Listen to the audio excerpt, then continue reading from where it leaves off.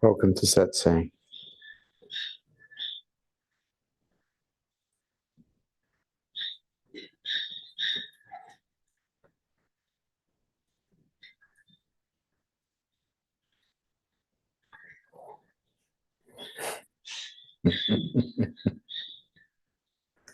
Yes. What is the fastest way to spiritual awakening? Hang out with someone who's awake. It's the fastest way. Because their energy field alone will annihilate you. The energy field around someone who's awake is an expanding energy field.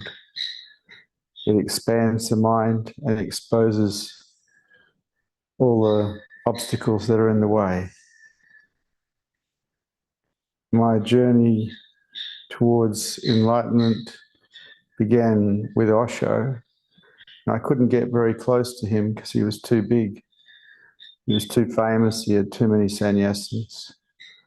I managed to spend 40 minutes talking to him as a journalist. And that 40 minutes changed my life forever.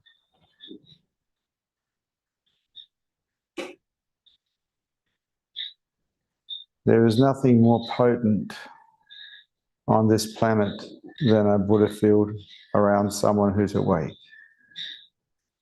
for raising consciousness levels towards enlightenment. And so after Osho left his body, I was alone for 8 years, just doing my practices, meditation, the practice of openness, the practice of self-inquiry. But I practiced every day, pretty much all day. I just loved it. When the Advaita Vedanta teachers came to town and they brought a Buddha field with them, awakening occurred immediately that they walked in the room. Because my mind was ready. It had surrendered so much. It had let go of so much. But it wasn't for another year, after going to many satsangs and being with quite a few different awake teachers, that Vishrant disappeared. And what was left was awareness of reality, awareness of the vast emptiness or nothingness that we are.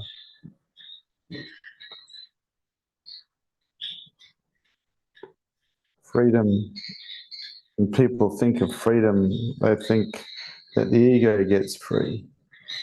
No, freedom is you without an ego. It's a bit different. The ego never gets free. It was never real in the first place.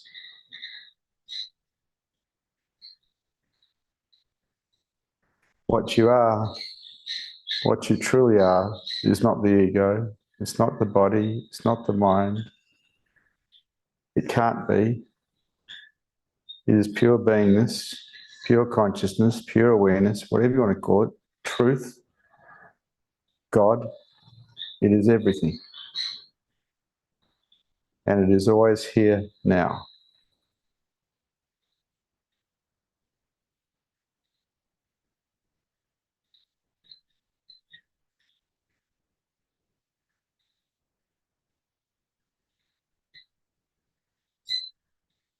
In the presence of an awakened teacher's Buddha field, what should a seeker do? Surrender. All resistance creates suffering and keeps the ego in place. The only thing a mind needs to learn to support enlightenment is unconditional surrender, which is a non-doing. But through the practice of acceptance and the practice of let go, it can be achieved. In the presence of someone who's awake, it is easier to do, but you have to have a yes. You can't have a no. No doesn't work. No keeps you in lower consciousness, it keeps you in suffering. Yes allows you to get free.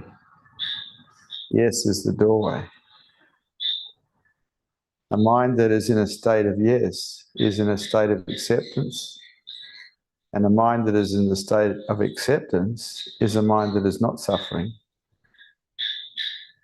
It is a mind that is ready for enlightenment.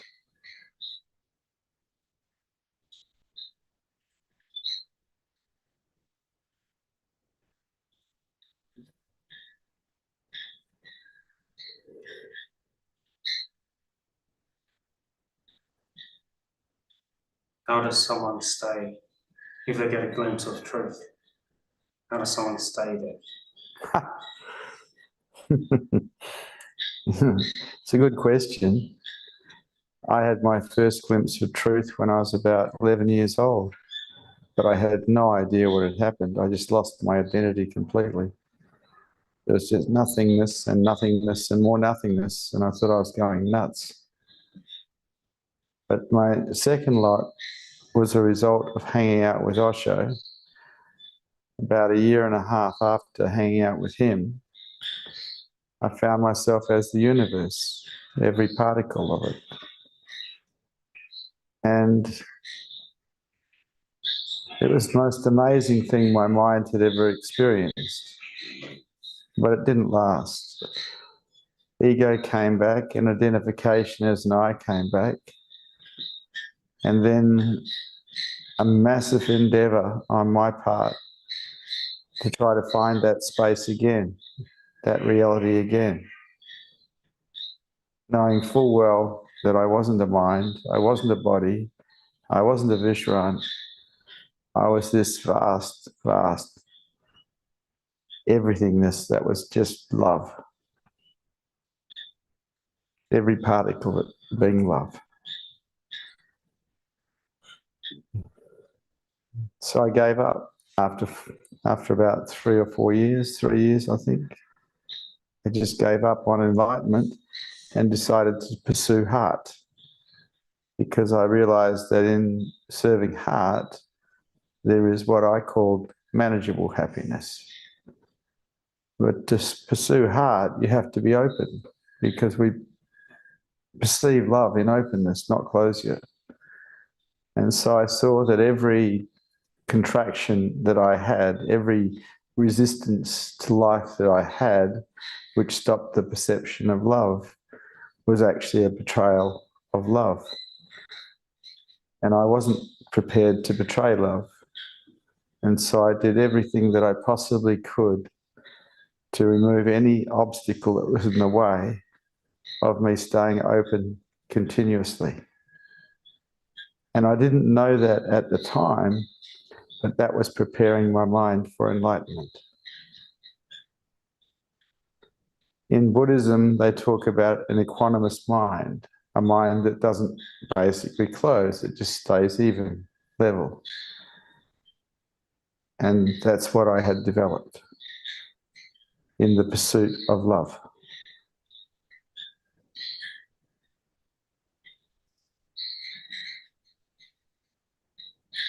I have one more question. Some people have put out the opinion that when you use the word I, it is coming out of ego. What do you have to say about this as where you use the word I? All they've got to do is try mixing with other human beings without using the I and see how absolutely foolish they are. And they'll understand why I use the word I. The English language is based around the ego. And unless you use the word I, you end up coming across as a total idiot. Anything else?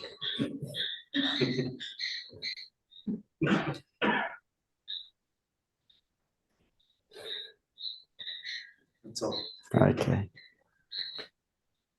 Any questions? Any statements? Any challenges to anything that has been said here this evening?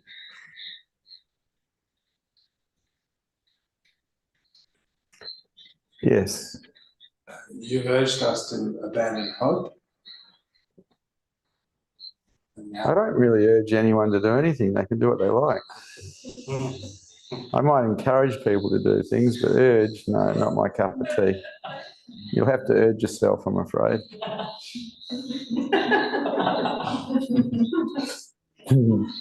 so now I'm hopeless. You're, Hopeless. oh good, that's a good space to be in. So what should I do? Yeah, be hopeless. Hopelessness is beautiful.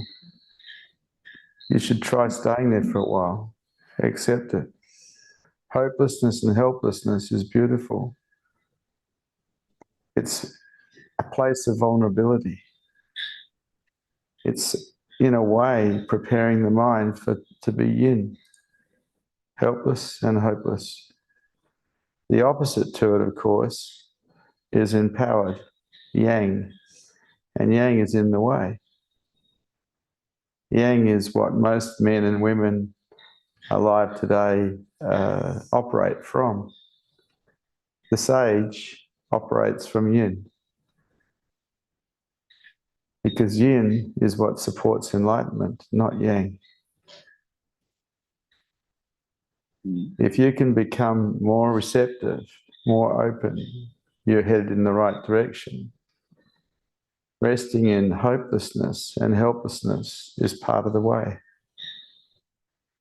Anything else? Is there a relationship between helplessness and hopelessness and becoming a nobody going nowhere?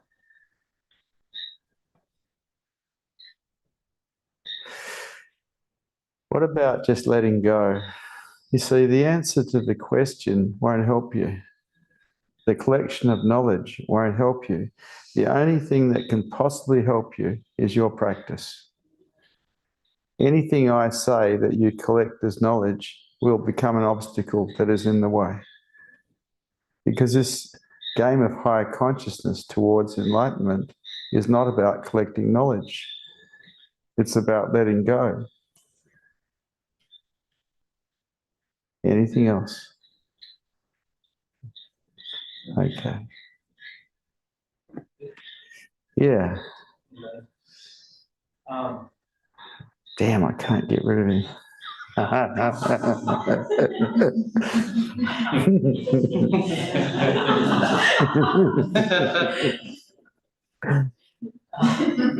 Yes.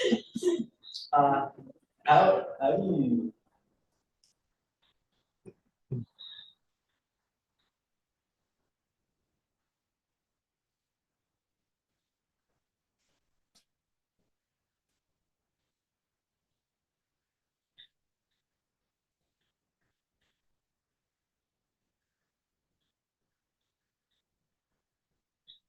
Okay.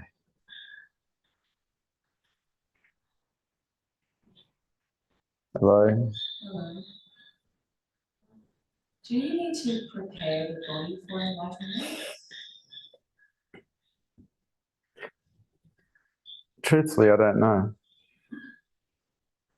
I know that I did a great deal of things to facilitate being present to reality and present in my body rather than present to thinking.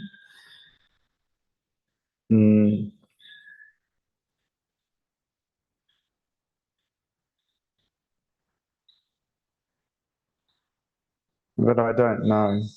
And if it hasn't been my own direct experience, I don't teach it. Because if I have to teach beliefs, I might as well give up now. That's just leading people astray. And I won't do that. So if it's not my direct experience, I won't teach it. So I don't know. Okay.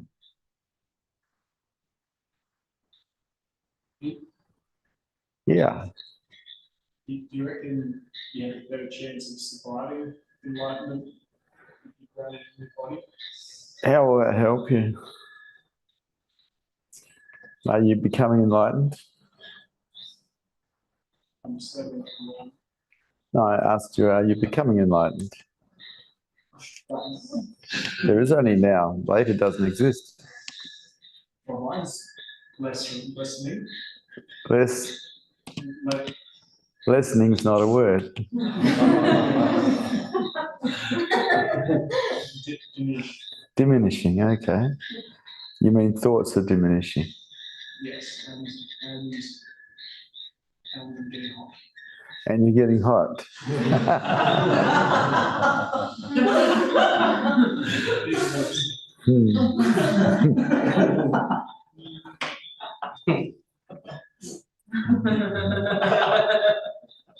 I'll answer questions that'll help raise people's consciousness levels, but I'm not that interested in answering curiosity questions.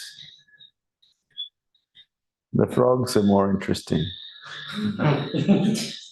They're croaking. That's all sexual out there.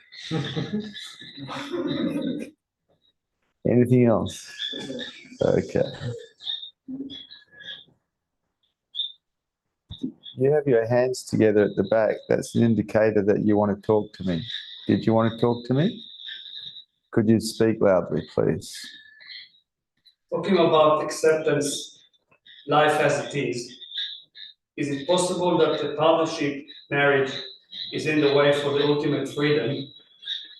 From the point of view that relationship has contributed to a certain growth through challenges, but now it is limiting growth and freedom, creates suffering in a way of limiting each partner's explorations towards better relationship. In that case, would you suggest not accepting life as it is and pass on the idea of staying in a relationship as a couple? Or is it selfish? Yeah, selfish comes to mind. My process was pretty simple. I can only really talk about what's happened to me. Awakening occurred 24 years ago. I was married at the time, and I had 3 children. And I didn't go anywhere. My wife declared after a week or 2 that she'd lost her husband, and I actually had to agree with her because Vishrant had gone. The building was empty. But I stayed with her and supported her and the children for the next 15 years until she decided that she wanted to go somewhere.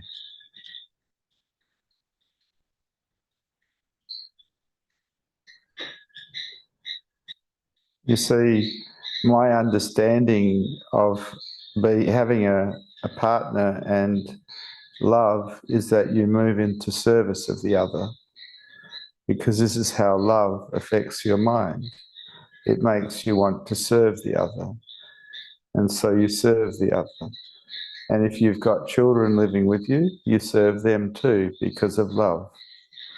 You become a servant, you put yourself aside, you become a servant and take care. This is altruistic. There's nothing in it for you necessarily. But it is very beautiful to love and to have someone that you can love. It's up to you. I can only talk about my own experience. Anything else? Okay. Hello. Hello, Vishrant. How did you accept people who are like victims to life? Victims for life? You mean like everyone on the planet? Yeah. How do I accept them? If you meet somebody who doesn't run victim-orientated thinking, you're meeting someone who's done a great deal of work on themselves and someone who's very rare, because we grew up in an atmosphere of victim orientation, where victim orientation was the norm. Most people do not know they actually have a choice. that you do not have to volunteer to be a victim of anything, no matter how bad whatever's happened is. To be a victim, you have to choose to be a victim. You have to move to blame, blaming someone else for how you feel or what's happened to you. And to me, that is the ultimate in immaturity, to not take full responsibility that you make yourself feel. And this is probably the main reason that not that many people wake up ultimately. You cannot be awake and be a victim of anything. Someone who's awake is an acceptance of everything. Full stop. Anything else? Okay. This is a game for adults, not children.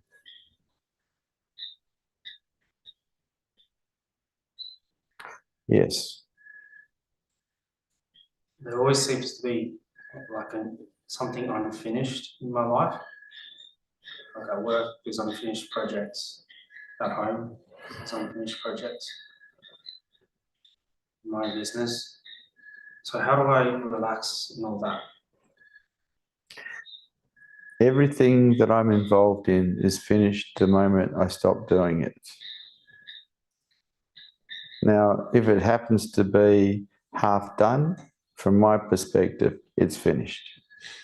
I don't leave anything for later because I live in the moment. Because the moment is reality. Anything in the future is not reality, it's a dream. And so I finish everything, every time, whether it's with a person or it's a job I'm doing, it's always finished when I stop doing it because I have no future. I live as reality, and reality is now, not later. Anything else? So unfinished is the idea.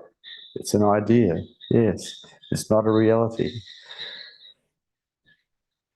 Imagine all the people, this is a dream as well, imagine all the people who have died not finishing things. Who cares?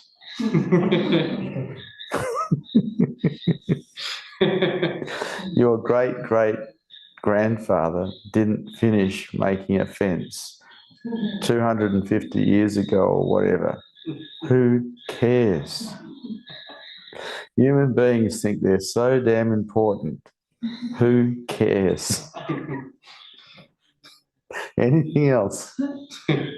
So is this just an attitude that you developed, or is it? It's not an attitude. I live in the present moment. I don't live in dream. I have no time for dream. It's bullshit. I love this moment. I love the freshness and the cleanness of it. I'm not going to pollute it by thinking. It's meditation. Meditation simply means being present to what is real. Everything is real except what you think. Anything else? That's great. Thank you. Okay. Yes. When you're talking about someone that's removed victim orientation, you said it was rare. They've done a lot of work. How to avoid feeling special on the path of being seeker? Why don't you try being special and see how it feels? Anything else?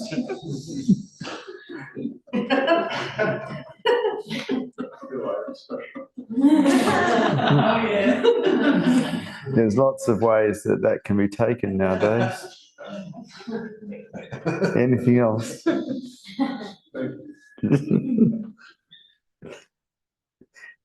Did we get any certificates made today? Oh, Okay. It's okay. I found you a name, Rajesh. And I found you a name, Maria. But the certificates haven't been made ready, so you'll just have to wait. And as I was already stated, there is no future.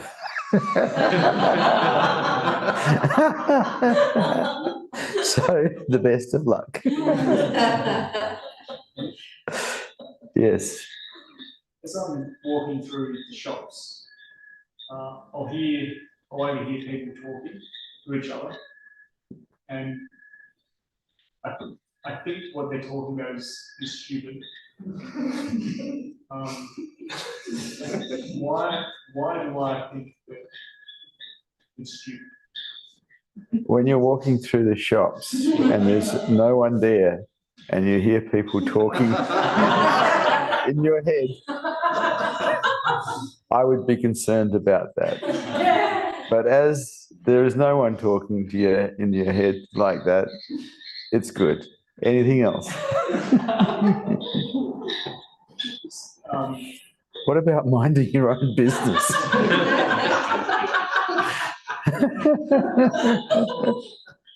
I get, yeah, okay.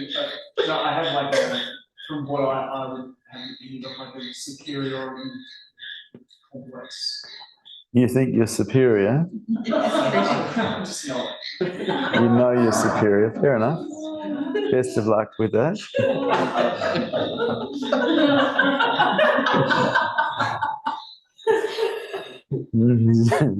It's a bird. No, it's a plane. No, it's an aeroplane. Oh, it's you. Yes.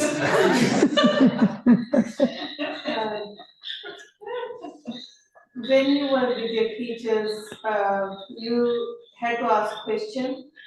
Yes. You did not have anything in mind. I used to write questions down on a piece of paper or on my palm because when I got into the presence of my teachers, I generally speaking lost my mind. I couldn't think. So I'd look at my hand and go, aha, that's interesting.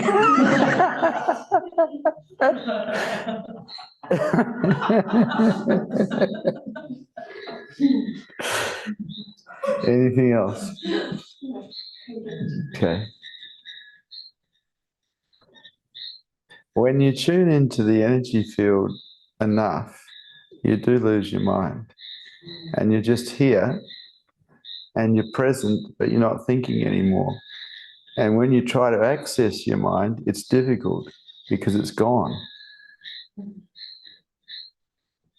I fell in love with that space. And now I live as that space. The vast emptiness that we are.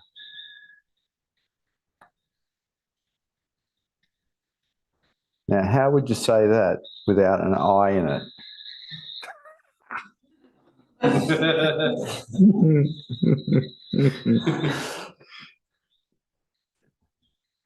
Hello, Tinchin. Hello, Tinchin. Hello. Hello. As you know, there's a lot of trouble in the world. The Ukraine war, the Palestine disaster. What is your opinion about it? And is there a solution? Right now, in this room where I'm sitting, I can see a lot of people and I can see you, but without using my imagination, and I'm not going to, there is no war happening. I would have to leave this room, this reality, and go into my mind and start imagining things, to imagine that there's a war happening somewhere, and it's just not my cup of tea. I love reality. And right here, right now, there is no war. There is just a whole pile of frogs croaking and a whole pile of people staring at me. I could give you opinions about the war, but how would that help you? And how would it help anyone? You know, our opinions aren't worth much. They're not going to stop a war. If you want to stop a war, I have no idea how to do that. My understanding is that if the planet's consciousness levels were higher, there would be no wars. And so my whole thing is to help people raise their consciousness levels, because I think that's the only chance this planet has. How's that?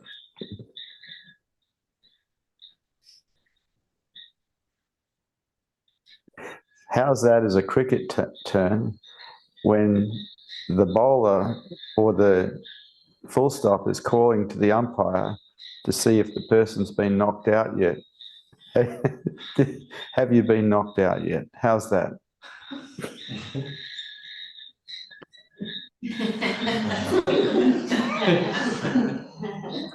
You can go into your head and imagine all sorts of things, but that's not actually reality. That's just imagination. If you're actually there, well, that would be real. If you're there, if it was happening to you in the moment, that would be real. But right now, there's actually nothing happening unless you bring your imagination in. And imagination is not real. And so I just don't do that. I stay here in reality with you and with these people and with the frogs, because they're here for satsang too. Maybe next life they'll become humans.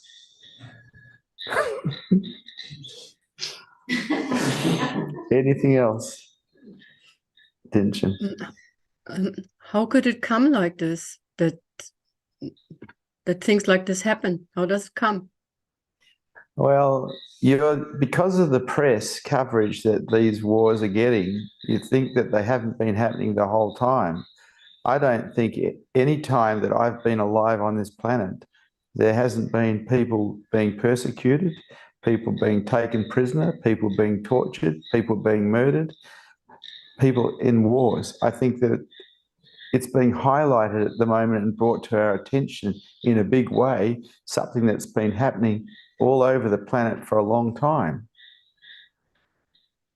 And if we want to tune into that, well, that becomes our reality. But it's not really a reality unless you're there. If you're just imagining it, you're just creating it in your own mind. I just don't choose to do that. I can't see how that in any way helps anyone, including myself. Anything else? Tianchen? No, thank you. Thank you very much. Where are you from, Tianchen? Germany. Ah, ich liebe Deutschland. Nice to talk to you, Tianchen. Nice to talk to you. Thank you. Thank you, darling. Yes. Is all the wars and everything that happens a reflection of our own psyche and our own mind? Say that again. Like the war and the violence and everything that happens, is that a reflection of our own psyche? Jeez, you're powerful. Like we have that part of ourselves inside? When do you think on this planet there hasn't been wars since human beings have existed here? Never. Never's a good answer. Anything else? Okay. You can find peace inside yourself. You're not going to find it outside of you. You can find it inside of yourself by going in and finding your own true nature. It is absolutely at peace. Yes. When did your mind fall in love with truth? When I fell in love with Bhagwan Sri Rajneesh, because he was the outer appearance of truth for me. He was the outer representative of truth for me. I could feel him and I could see that he was awake. And that presence, that beautiful presence around him, I fell in love with that. I fell in love with that man, that Indian man. I fell in love with him. That was the beginning of my love affair with truth. Anything else? Okay. Hello. Just want to thank you for all these years. Sorry, say that again. I just want to thank you for all the tears. Uh-huh. Don't worry, I'm only too happy to help you. Thank you. Brahman Amir. Baran Amir. It's Baran, sir. Hello. I know, I'm pretty hopeless with names. And if you came That over was here, I'd good. bread or something, you know. You actually changed my name to Brahman, which is nice. Yeah. Okay, Brahman, go ahead. I find it a little difficult in the business world and the marketplace to try to be open, because people tend to dislike those who are open in the marketplace. What do you suggest to do to have a balance? There's a beautiful Sufi saying.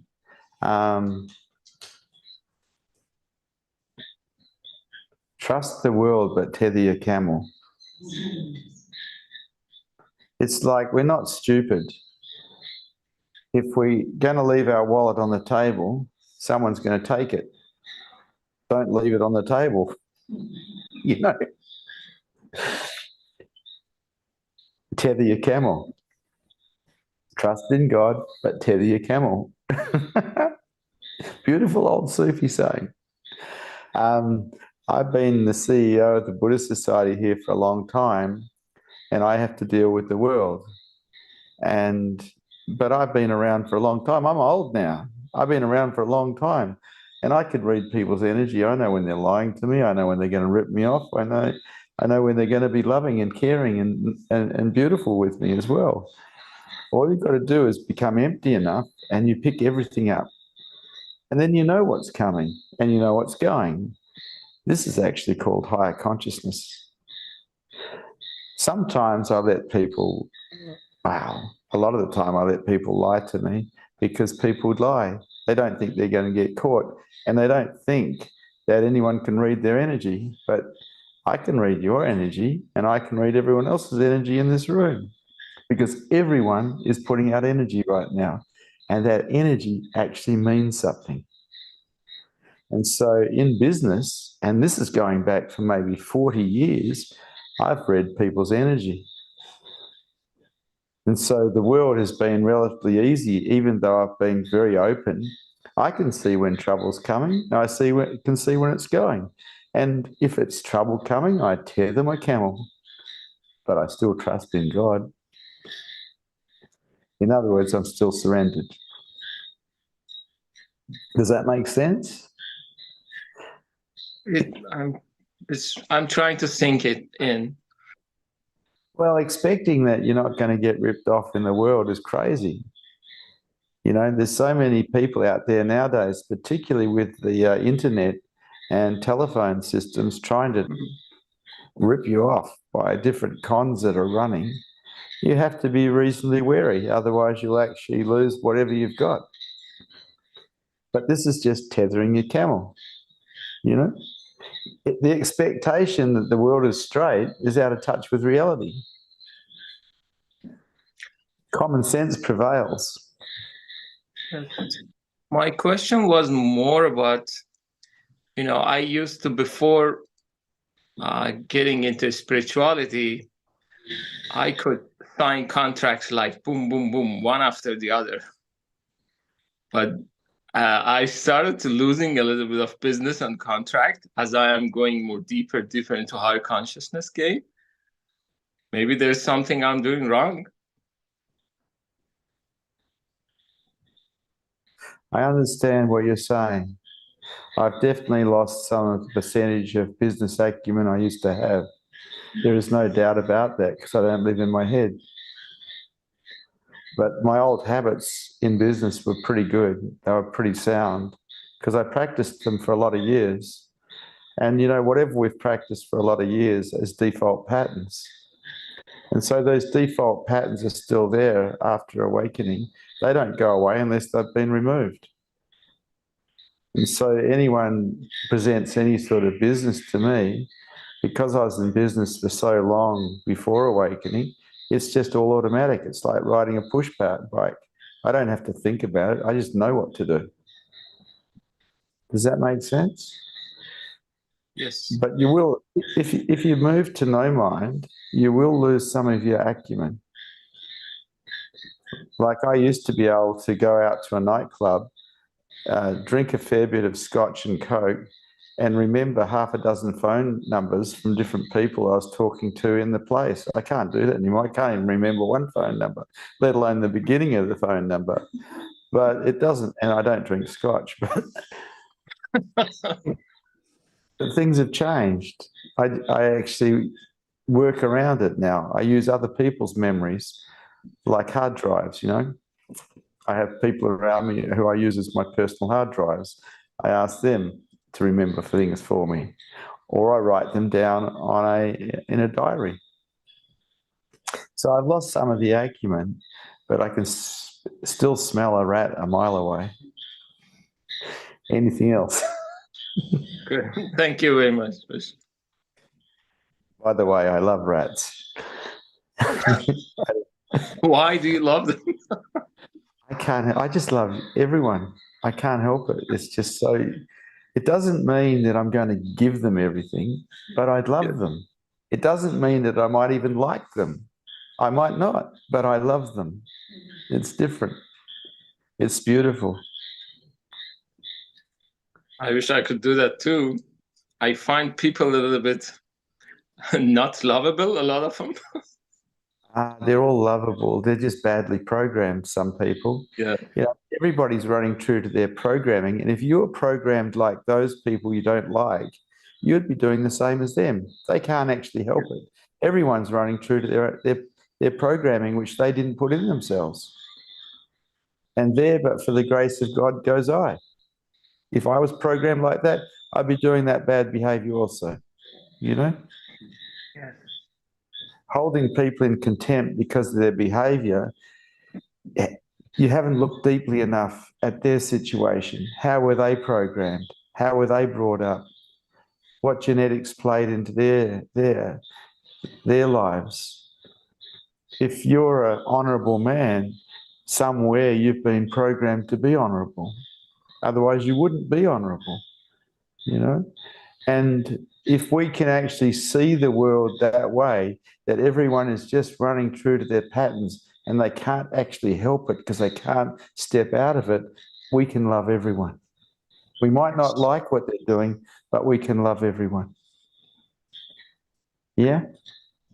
Yes, Vishrant, by default, I actually love everyone. But the thing is, when I get close to people, the closer I get, then I see, wow, they're living ugly lives mostly. I mean, I haven't ran into a lot of beautiful people in my life, even though I'm by default, I was born a positive person. You know, I love everybody, but I can't get close to everybody. That's my issue. Where do you live? Canada. Where do you live? Canada. What part of Canada? Toronto. Toronto. Yeah, Toronto. you told me the other night. You know, Perth is better. You should come here. Of course. That's my wish. There's some very loving people here. It's really nice. I would love that. I'm planning. You know, you're like 2-3 continents away from me. I'm planning to come to you. Definitely. That's only a day's aeroplane travel, you know. It's not far at all. Become a jet setter. Once upon a time, you'd have to catch a ship, a sailing boat, and it would take months and months and months to get here. But nowadays, it's a couple of days or a day. It's really quick. You know, it's all good. You're absolutely right. Yes. Yeah. These are excuses. Being too far, being too expensive, these are all excuses. I understand that. Yeah. Yeah, when I was a seeker, I had to go and live in America to be with my master. And then I had to go and live in India to be with my master. And that's just how it was. There was no masters here. And so I had to go. I love people from Toronto. It's okay. That's good. Anything else? Yeah. I could talk to you for hours, but I have to give others time too. So thank you very much. Yeah, love to you, man. Love to you. I love you. Thanks. Hello, Mahan. Hello, Vishrant. I need to have control over whether I can remove you or not. Because you keep falling asleep during satsang. That won't work for the public ones because I have to stream them. So it will work for the private ones? Until I wake up again and then sneak back on. Okay, Mahan, what have you got? There's some questions from online viewers. Yeah. Willow asks, hi Vishrant, is the level of openness equal to the level of clarity? Or does it only count for willingness to feel what is there and cleans you? It's a complex question. That was two questions, not one question. Either or. Clarity is a very important quality to have if you're into higher consciousness. Without clarity, you can't see the obstacles that are in your way. And so clarity is very, very important. And if you have a lot of clarity, there is a very good chance that you're quite open as well. Because when we close ourselves down, defend ourselves, go into resistance, we actually lose clarity. One of the aspects of enlightenment is nirmala, which means clarity.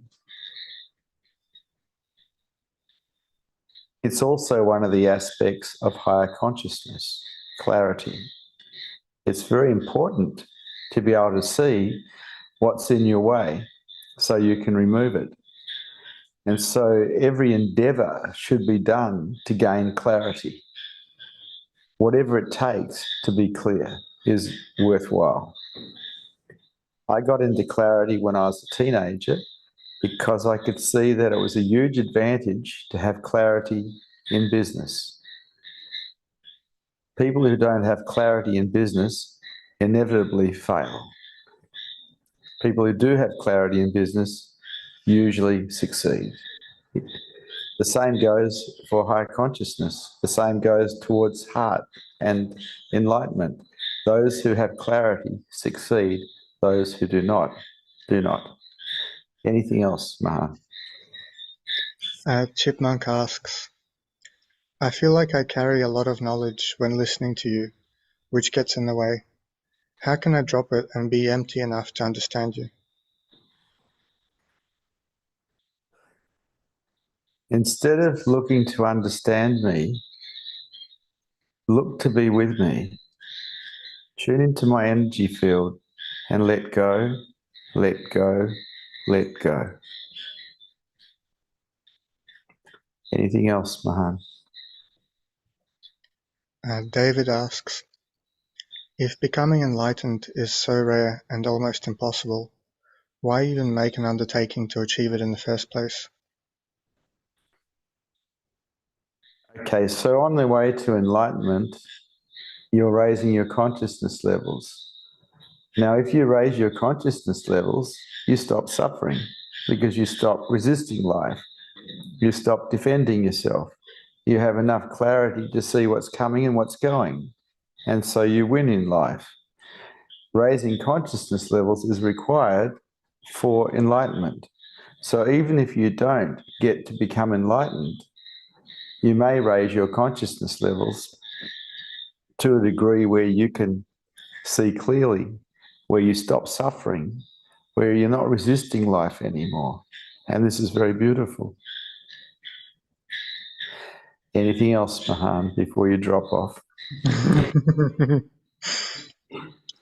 One more question. Andre asks, Vishrant, who are you? When you find yourself enlightened, you'll know who I am because I am you. Anything else? That's all. Thank you. Okay. Hello, Rajesh. Hi, Vishrant. Hello. You often talk about that it's good to see everybody as a teacher or learn from the feedback we get.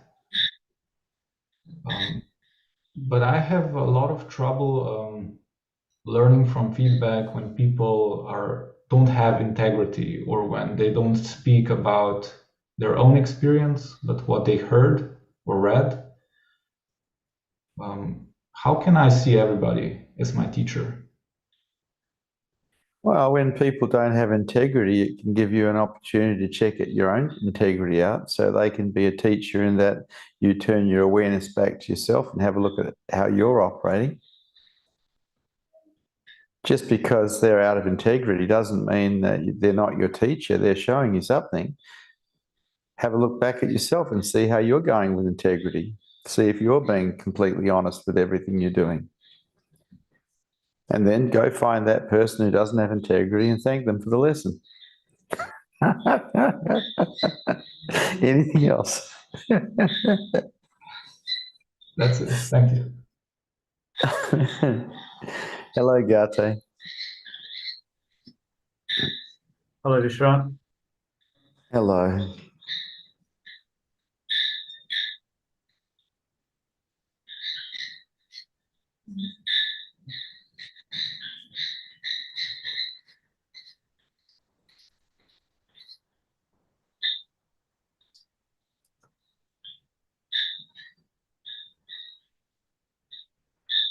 Gate, gate, paragate, parasamagate. Hello, Jayesh. Hi, Vishrant. Hello. I think I've heard you talk about the mind losing its integrity. How did you manage this as it was happening? Yes, yes, yes, yes, yes, yes, yes, yes. I just was okay with it all. I just made it okay. I knew that I was losing integrity, and I just made it okay. I'd already made it okay to be God's fool. And so I didn't care what people thought of me. I was more interested in yes, yes, yes, yes, yes, yes, yes, yes.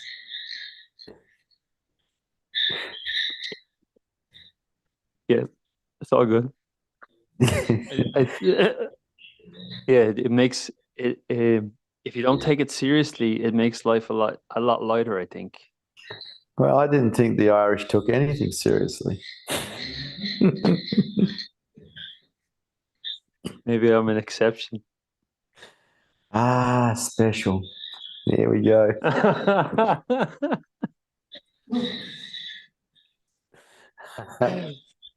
Guilty as charged. I think peoples that have been persecuted use comedy and laughter as relief. And it's the best relief, because when you laugh, it takes you out of your head and puts you into a form of reality, which is no mind. Anything else? Thank you. Thank you. Jan.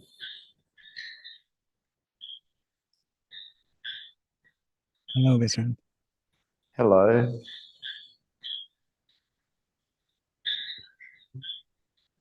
I love you so much. I love you too. Yeah, I can't help it. I love you to bits. I really want to take your sannyas and your name. Go all the way. Okay. You might have to attend a few more meetings, because I actually need to get a feel of a person so I can give them a name that will be a sadhana for them, that will help teach them when I'm not there. That's the whole idea of the new name is to begin a new life. But it's not just to begin a new life. The name itself has a message in it, has a lesson in it. My name was Vishrant, And I got the lesson relax, because that's what Vishrant means, relax. And when I got given that name, I was not relaxed, okay? I had contacted the ranch where Osho was staying and told them I'd like to come and help them run it. And they sent me back the name Relax, which turned out to be quite perfect. It also means restful.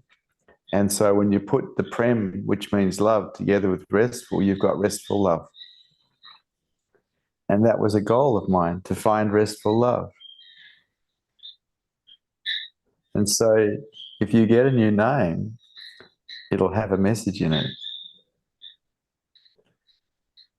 For me, it's a lot about totality. Oh, yeah. Well, it's very much about totality. You got to take the message out of the bottle and enact it. I find myself, I've been hiding a little bit here in the Muji land for quite a while. And it's like it has served its purpose, but I'm out of the bush now and nothing to hold on. Yeah, well, if you come here, you won't be able to hide. There's nowhere to hide. I can see you. And I'm not polite. I'll tell you what I can see. No, and I think that's exactly what is pulling me as well. You want a taste of I reality? feel like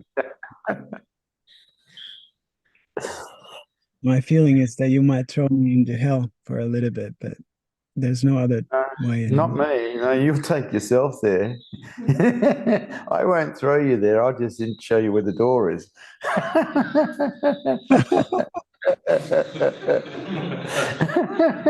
You're the one who's going to step inside there.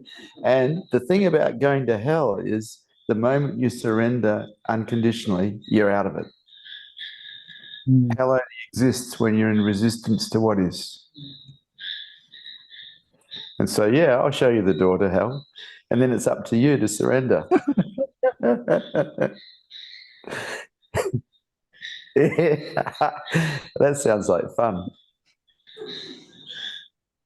Let's do it. Nice to talk to you. I would like to talk to you a few more times. I've heard what you've asked me, and I feel that would be a great idea. But let me talk to you a little bit more so I can get an idea of what you're like and where you're still caught. I should be there next Wednesday. I'm leaving on Sunday. Oh, well done. I look forward to seeing you. We'll have fun. Same. You like to dance? Oh, I do. And I like to dance before Osho. Always love to dance. We like to, well, some of us here like to dance also, when we go out and find bands and dance to them. Ah, perfect. Is there anything else you'd like to talk about, Jan? That's it. Thank you. Nice to see you. Love to you. Nice to see you. Thank you. Hello, Abehi. Hi, Vishrant. Hello. I don't have any question. I just wanted to say hi to you, talk to you. Hello. Hi. This magic is beautiful.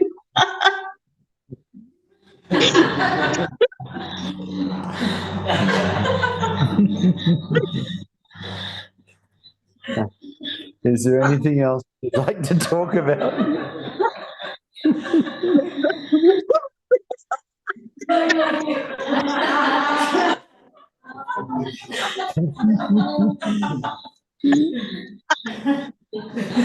Okay, Abehi. Dana.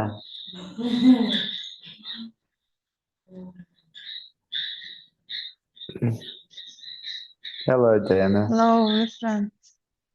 How are you? I was missing you so much. Yeah, I haven't seen you a great deal lately. Where have you been? You know, I'm in hospital now, and some operation was surgery. Okay. Are you getting well again, or are you going to die?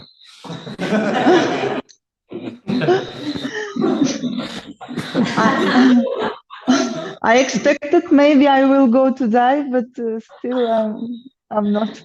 I'm That's a so pity. glad that you haven't died, because you asked me to give you sannyas, and I actually found a name for you, and I have a certificate for you, but it's not here tonight. It is tonight? Oh, go get it. It is here tonight. Oh, really? Very nice. Because You I know, hadn't I seen felt, you. Yeah, go ahead. I felt when you changed my name. It was like micro death, you know, really. Like morning I woke up and like Dana is not like Dana dead. I don't know. Something happened, very big war inside was. Yeah. Dana gone. Yeah. Yeah. Are you going to be in hospital for much longer? Ask again, please. I didn't get. Well, I hope you get better soon. Yes, I hope also. But before you die,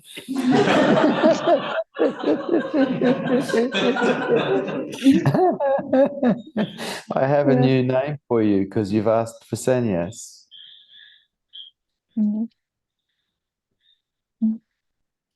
Your sannyasa name is Prem Pranidhana, Oh, meaning so much beautiful. Prem meaning love, and Pranidhana meaning surrender.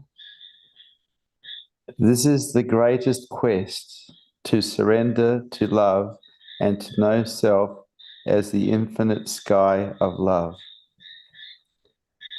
See, you've had a hard life, and you've resisted a lot in your life to survive. But the pathway for you now is surrender. And you've been given the name surrender, which means finding a yes instead of a no to life. And so, Pranidhana, you are now my disciple, and you are our new sister. I give you Pranidhana. Welcome, darling. Tosh made this up for you, and he'll send you a copy of it. It's a certificate with your name on it. It's lovely to have you with us. Lovely to have you with us. So do I. And I hope I love you you get better so soon. much. Yeah, well, love is the way, darling. Love is the way. Yes, thank you so much. You know, I feel, you know, since I met you, everything started to change very fast, you know, Yes. inside. Yes, I Very understand. fast. Yeah. Yeah. You are so welcome. Love to you.